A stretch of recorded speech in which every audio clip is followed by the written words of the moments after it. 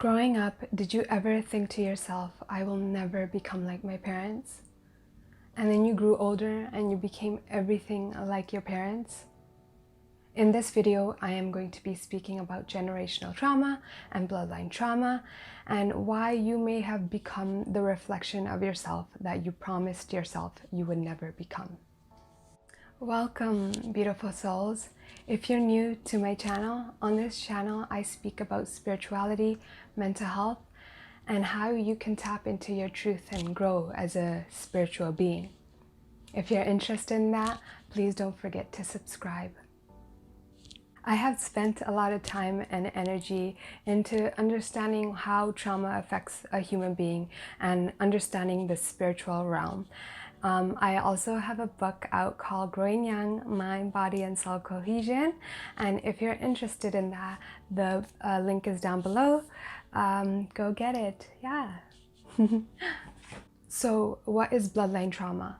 Bloodline trauma is basically what had happened to our ancestors and the traumatic experiences they experienced, how they coped with that, and the psychological effects that happened to them was given to the next generation. So the coping mechanisms, the effects that the trauma experience had for our generation before us still affects us to this day because it was learned, right? It was passed down until someone from that bloodline wakes up and they change the way that they deal and cope with traumatic experiences or the tough times in life. Yeah, so basically it's just like the way our ancestors had experienced their trauma, the effects that it had on them still can have an effect on us today because it was given down the bloodline. So one of the ways you can wake up from this generational, I would say, pass down of trauma is by just becoming aware. So maybe just coming to terms with the fact that you may have picked up some self-sabotaging and negative belief systems, actions, behaviors, and coping mechanisms from your parents, which could have come from their parents, and then that could have came from their parents, you know, generational trauma. So just becoming aware of that so that you could take the next steps on how you can heal what you may have picked up, because it's hard to heal if you are not aware of what is affecting you, right? If you're suppressing things, it's hard to understand what aspect of yourself needs attention and healing. So for example, growing up, emotional abuse was a common thing in my household. It still is.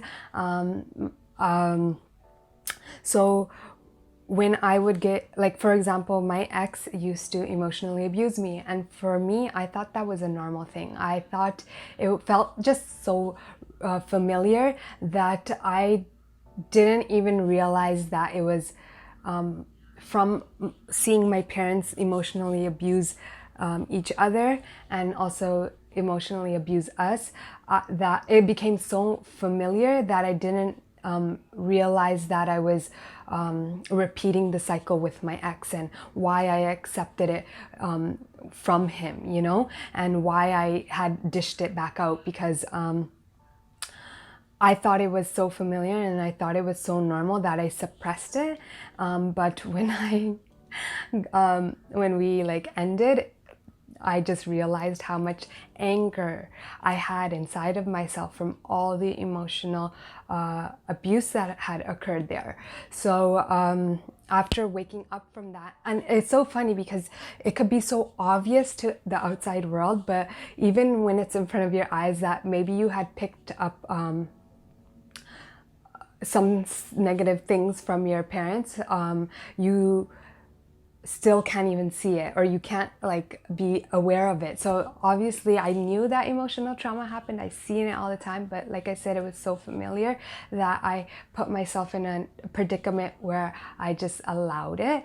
And that's sending trauma, because it's like emotional abuse is trauma, right? Like any type of abuse is trauma. So like if I didn't awaken to that, and I had kids with my ex, thankfully I didn't, but if I did, I would.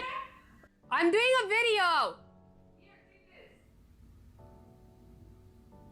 Oh my gosh. Okay, anyways, so if I didn't wake up to that, that would have continued, like the cycle would have continued, because both of us would have been emotionally abusing each other, and our kids would have seen that. Thankfully, after there was divine intervention, and like that connection ended, and then I did my healing, and I realized, like, even though that emotional abuse happened in my household all the time, I still wasn't fully aware that that's why I was okay with that abuse. And before, I was afraid that, like, if there wasn't something like a drama, a little bit of drama, then the relationship would be boring. But, you know, obviously I had to work through that. And I was able to come out of that, and I'm in such a great place right now because I did my healing towards like that aspect of myself, right? So that's one example of like bloodline trauma, and how you can work through it is just becoming aware that yes, it is affecting you, and yes, maybe you did see it in childhood and you're repeating the cycle, and you think it's okay, or you think it's so familiar that you don't know any better, right? So yeah. So another way you can heal through bloodline trauma is calling trauma for what it is, calling abuse for what it is. I get that some people like to put their parents on a pedestal, or they are like, oh, my parents did so much for me, and I understand why this abuse happened, and blah, blah, blah. Like, they were just trying to discipline me. I get that we try to sometimes make excuses for our parents, but we also, by doing that, we neglect an aspect of ourselves that need healing. And if we just act like a part of ourselves didn't get abused, then we can never really heal that part of ourselves, right? So for example, growing up, me and my siblings used to get beat a lot, right? And obviously I know that in a lot of cultures, beating your children is a form of discipline, right? To make them listen. And I get that, like, so I have 4 siblings, and we're very close in age, and like that could have been a lot for my mom to deal with, and we are really rowdy, you know. So my mom would get angry and she would resort to beating us, because that was her form of like trying to stop us from doing what she didn't want us to do, right?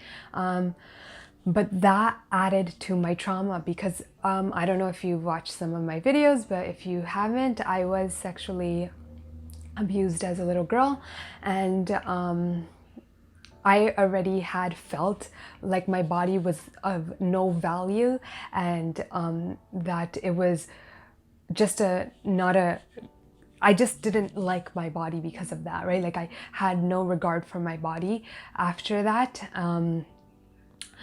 And that abuse, like the physical abuse and the beatings, added to my belief that this body was just like of no importance, right?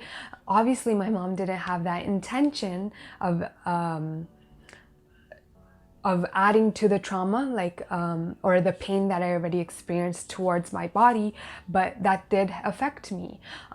So I had to call out abuse for what it was, and I understand why the abuse happened. I get it, I completely understand it, but I also know that it was still abuse. So just understanding that you need to call abuse for what it is, you know, like don't try to make excuses for someone else's abuse towards you, because then that means you're not being really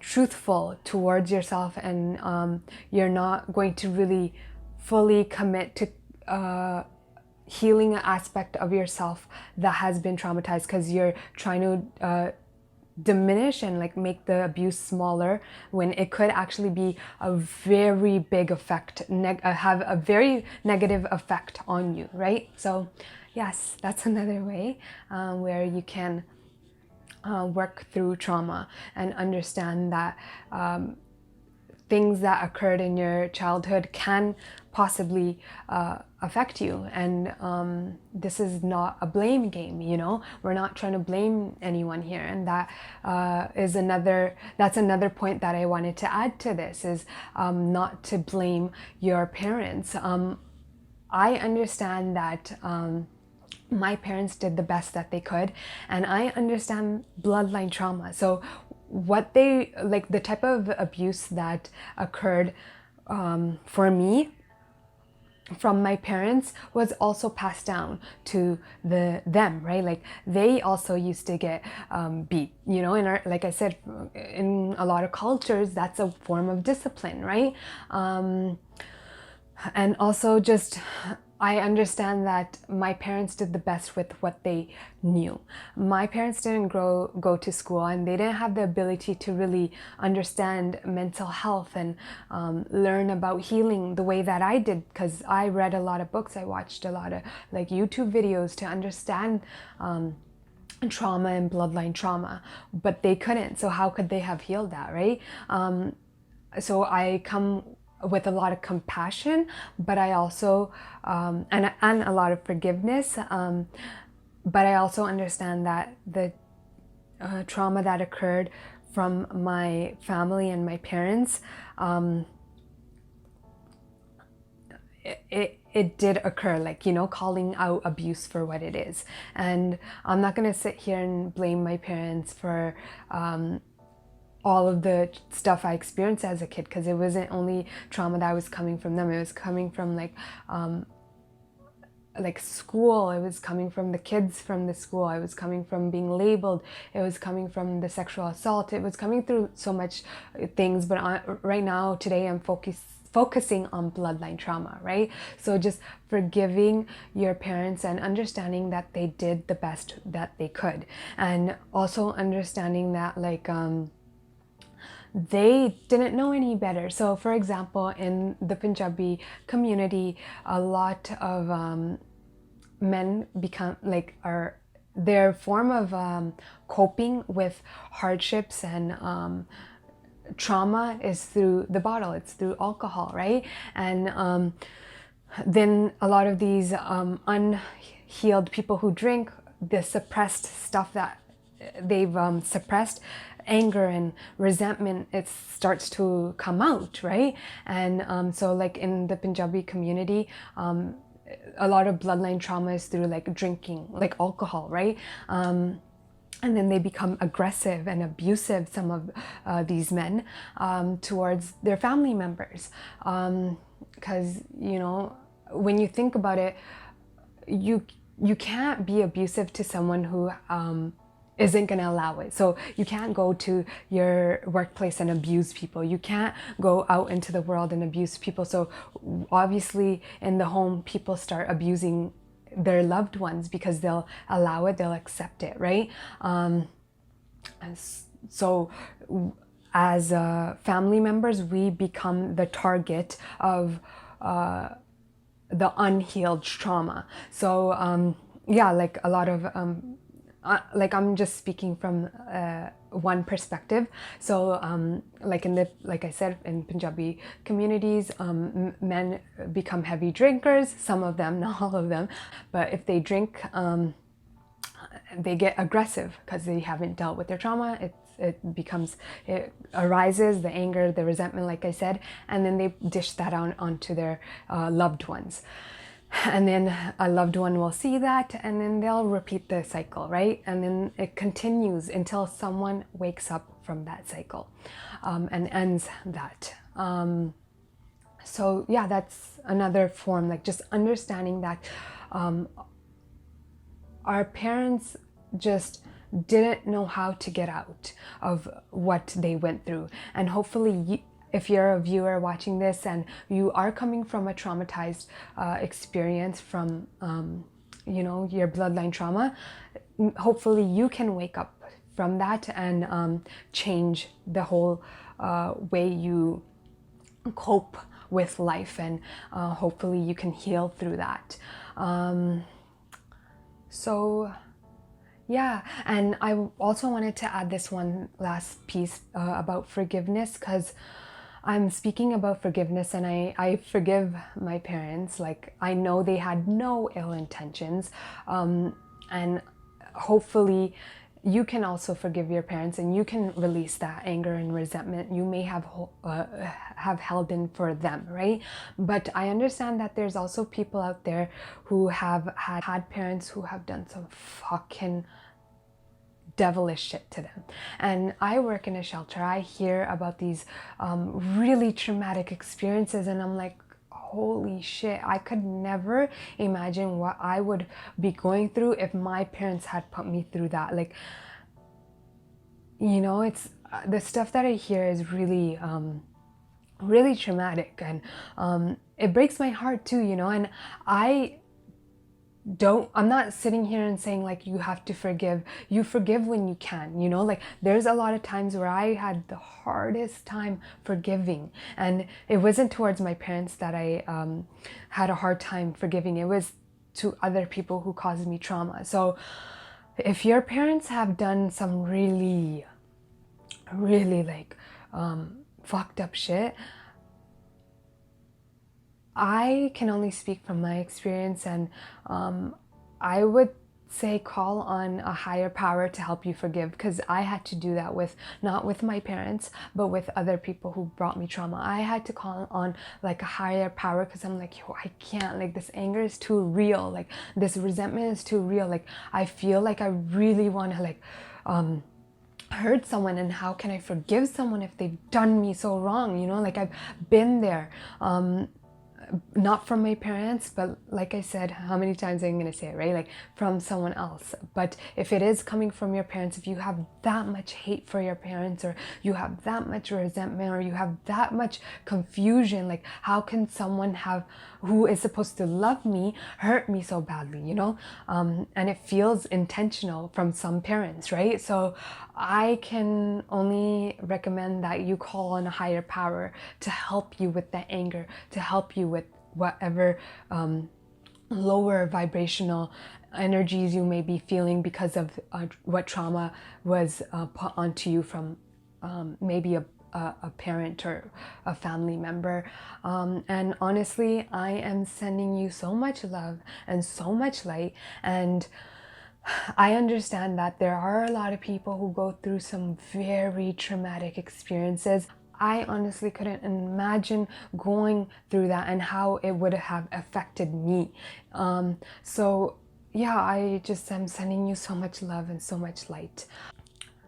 Are there cycles you have noticed that come from your bloodline?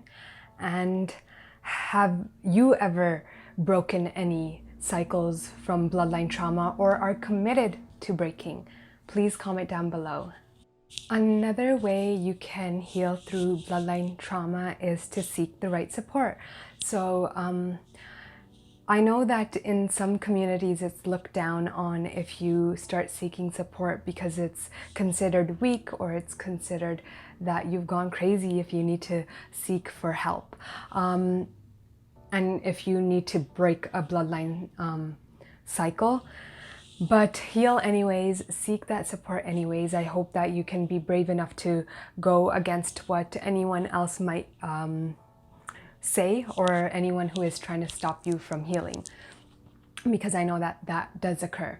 So yeah, seek out the right support, whether that be from a counselor, a therapist, like a professional, through like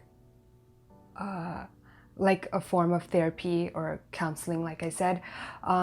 Or if you don't want to go that route, which I didn't, I looked for professional help, but from online or through books. So I was learning, I was so committed. I read so many books about healing and mental health, and understanding mental health and the effects that it has on us, and trauma, and you know, all of that. So yeah, there was still support, but it was coming from books. It was coming from YouTube videos or Google searches that I did, you know? So like learning about, like being committed to learn about bloodline trauma and trauma if you don't want to go to a therapist or a counselor, but that's what therapy is for. It's if you don't want to put in time and energy into learning about it, then at least someone who went to school for it already has that knowledge, and you can seek that support from them, right? So whatever way you want to heal is up to you, but just find the right support, because healing bloodline trauma and generational trauma can be heavy and very challenging, you know, and I would recommend seeking the right support, you know, from wherever that comes from is completely up to you. If you found this video helpful and you think it could be helpful for someone else, please share it, you know. I think that it would be so great if like people could just feel less lonely in their experiences and try to understand that what they're going through, it's actually more common than they actually realize. So if you could share this with someone who could benefit and they could learn from this video, please share it. And if you like this video and you did learn something new, please share that too. And I just am sending much love and so much light to you. Until next time, peace and love.